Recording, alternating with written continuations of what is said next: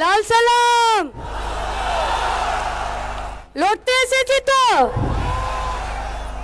আর গোটা রাজ্যের যে মাঠে ওরা রাজনীতিকে নিয়ে বলেছিল খেলা হবে, সেই মাঠের দখল जिम्मेदारी से लेने के लिए आए हैं। तो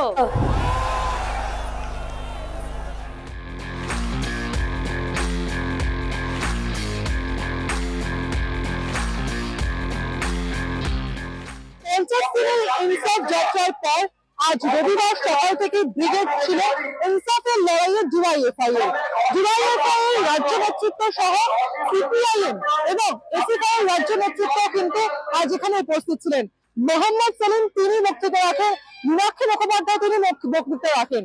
আর তাদের বক্তৃতার মাধ্যমে একটা কথা খুবই স্পষ্ট যে এই যে ব্রিগেড যে সমাবেশ বা এই ব্রিগেডের যে ডাক দেওয়া আছে তা কিন্তু ইনসাফ অর্থাৎ কাজের দাবিতে, মানুষ যে কাজ পাচ্ছে না সেই কাজের দাবিতে তাদের এই ব্রিগেড।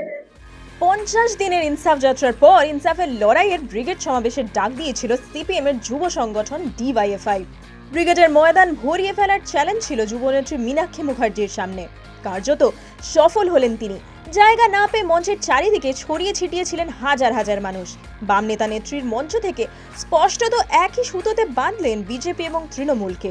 মঞ্চের নিচে সমাবেশের প্রথম থেকে হাজির ছিলেন বিমান বসু, সূর্যকান্ত মিশ্রর মতো বরিষ্ঠ বাম নেতৃত্ব।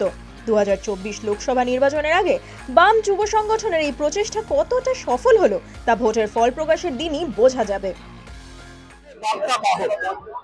এবং তারা হচ্ছে কৃষকের ঘর থেকে, শ্রমিকের ঘর থেকে, কর্মচারীর ঘর থেকে, শিক্ষকের ঘর থেকে, সব ক্ষেত্রজীবীর ঘর থেকে, ক্রস সেকশন সবার কাছ থেকে আসে, সব শ্রেণী থেকে আসে।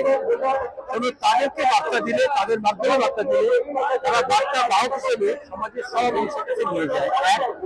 দুই, যখন কেন্দ্র সরকার এবং রাজ্য সরকার ফেল করেছে কাজের প্রশ্নে, শিক্ষার প্রশ্নে, উন্নয়নের প্রশ্নে, দেশের ঐক্যের প্রশ্নে, সম্প্রীতির প্রশ্নে, সংগঠনের প্রশ্নে, কারণ নতুন প্রজন্মের যে রাগ প্রশাসনের উপরে, প্রতিষ্ঠানের উপরে, সেইটা আজকে এখানে ফেটে পড়ল।